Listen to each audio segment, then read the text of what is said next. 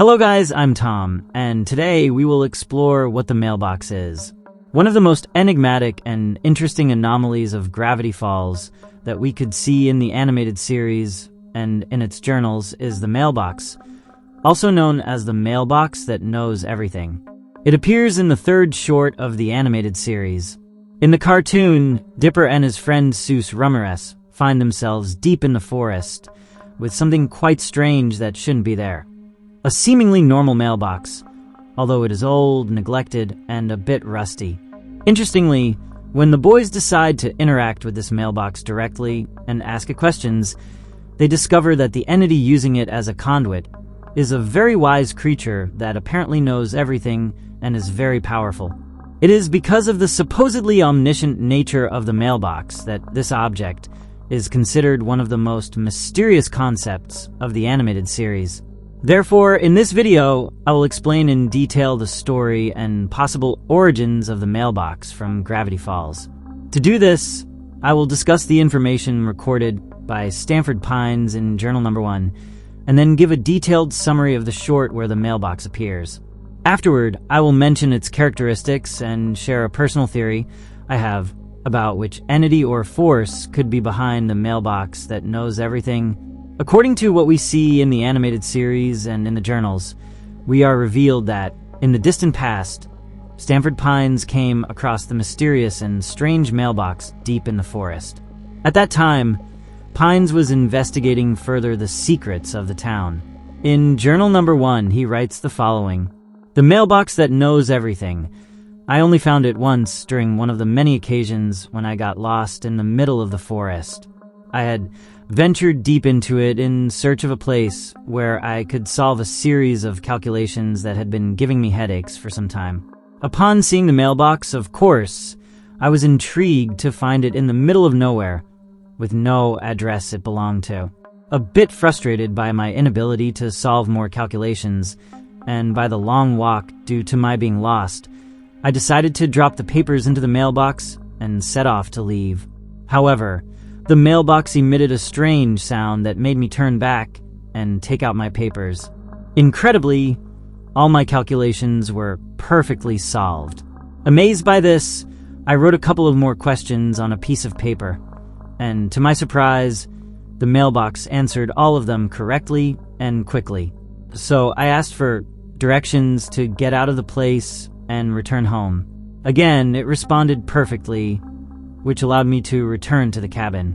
There, I processed all the unsolved calculations I had accumulated for months. However, when I tried to locate the mailbox again, I realized that I had lost the directions and consequently got lost again. I couldn't locate the mysterious mailbox again. Stanford also writes in the journal a question about whether this mailbox could be the source of a new era of enlightenment and knowledge for humanity. Unfortunately, due to his connection with Bill Cipher, who trapped him in a nightmare dimension, Stanford was never able to study this strange object further and never truly understood why it possesses such incredible and curious qualities. In the animated series, we see the mailbox again, specifically in short number 3. Here, we see Dipper and his friend Soos encountering the mailbox in the forest. Dipper welcomes us to a new episode of Dipper Guides You to the Unexplained and mentions that he is investigating anomaly number 54, which is a strange and mysterious mailbox found deep in the forest, with no house or building it belongs to. Dipper mentions that he and his team of experts are going to send a letter to the mailbox to see who or what picks it up. Soos humorously says he will send a simple note asking, "How's everything going, buddy?" Later, Soos puts the letter in, and Dipper says they will hide behind a bush to record everything. Incredibly and unexpectedly, the mailbox starts shaking a lot and making some very strange and disturbing noises. Then, the boys see that the small flag of the mailbox rises, which surprises and scares them a bit. Eventually, Dipper decides to open the mailbox, as Soos doesn't want to touch what he calls a ghost mailbox. The boy, after opening it, pulls out a letter sealed with wax that bears the infinity symbol and looks quite old. Meanwhile, Soos confirms that it's not the letter they put in. Surprisingly, the letter greets the boys and says, "Hello, Dipper and Soos." This leaves them stunned and leads them to theorize that the mailbox really knows everything. The boys decide to test their theory. So Soos asks it something only he would know. "What did I do earlier in the morning?" The mailbox answers correctly. "You shaved a baby duck with a racket." Then Dipper asks the mailbox, "When does the world end?" The mailbox responds that it will end in the year 3012.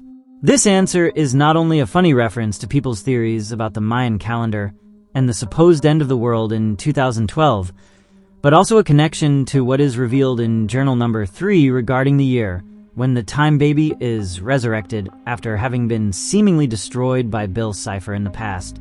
This is when the universe of the animated series enters a cycle of terror and tyranny under the rule of the time baby, who becomes the supreme ruler of Earth. Next, Soos decides to ask the mailbox who his future wife will be and what his ideal woman is like. The mailbox responds once again correctly, giving him a drawing of a strong woman that Soos likes. He confirms that the mailbox got it right and says he will keep the drawing in his personal file. The boys begin to debate what their next question should be, throwing out various suggestions. Finally, they conclude that the most important question they need answered immediately is, who is the author of journal number 3?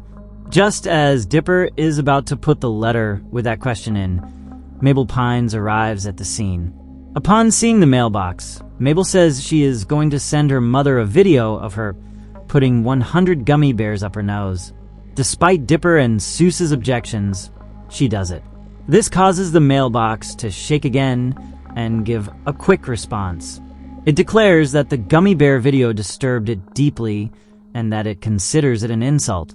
It is then that the mailbox concludes that humans are not worthy of its great wisdom and announces that the new era of enlightenment will not come for our species. At this point, the mailbox begins to shake again in a strange manner and takes on a bluish hue. Then, it starts moving violently and seems to fade away. Shortly after, the mailbox compresses and violently and brutally explodes.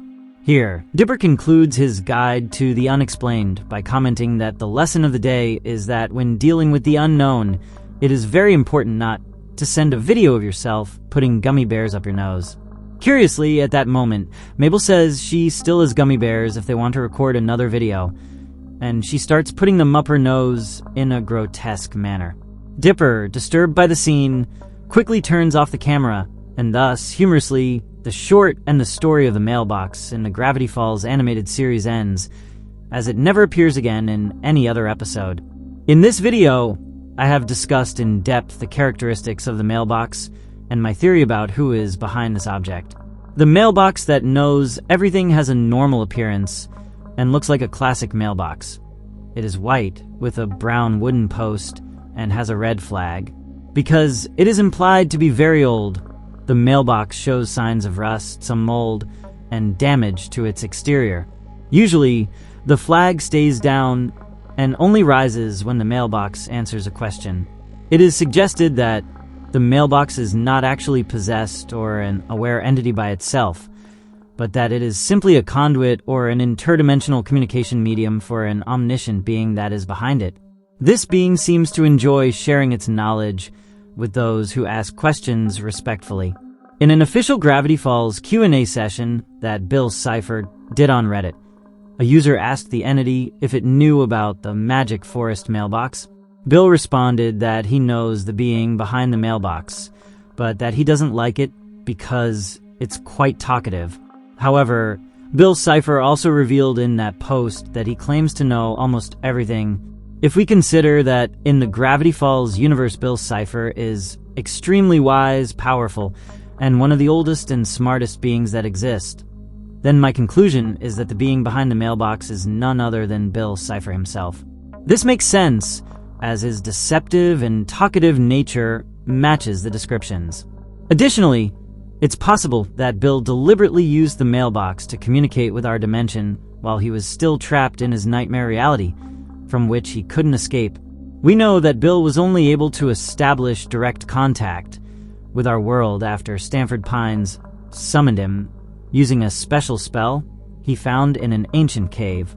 I also conclude that when using the mailbox, Bill couldn't actually see the people he was interacting with nor know who was asking him questions, since he could only read them and see what they sent.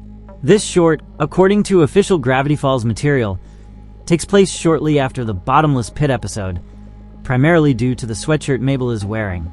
This is relevant because, at that moment, Bill Cipher still didn't really know the Pines twins, as the episode in which he first encounters them happens later when he negotiates a deal with Gideon. I want to conclude that Bill Cipher got angry at the video they sent him, felt disrespected, and decided to destroy the mailbox forever. Another detail that seems to support this hypothesis is that, at the end of the short, we can see a page from the journal with a ciphered message that, when translated, says, "Blind help." On the same page, there's also a sketch of Bill Cipher, who only has one eye, which reinforces the theory that he was behind the mailbox. We can even assume that Bill helped Stanford with his calculations because he didn't know him yet and was very bored and desperate while trapped in his demonic nightmare dimension. And well, that's all we know about the Gravity Falls mailbox. Honestly, I found this short quite entertaining, and I think it's one of the funniest in the series, especially because of the ending when the apparent conscious mailbox says it was disturbed and insulted.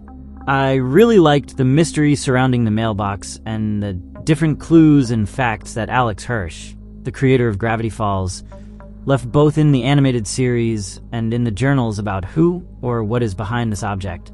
I also think it's great that this object indirectly is connected to the main plot of Gravity Falls and to Bill Cipher. It's because of how interesting and mysterious it is that I consider the omniscient mailbox to be one of the strangest and coolest objects in the animated series. But let me know your opinion in the comments below. Did you already know about the Gravity Falls mailbox? Did you know its full story in the series and the journals? Do you agree with my theory that Bill is behind the mailbox, or do you think another entity controls it? Lastly, if you could ask the magical mailbox one question, what would it be? Comment your answer to these questions and your overall opinion about the omniscient magical mailbox from the entertaining animated series Gravity Falls. As always, thank you so much for watching this video. I really appreciate it. If you liked it, give it a like and share it to support the channel, and don't forget to subscribe so you don't miss any of my new videos.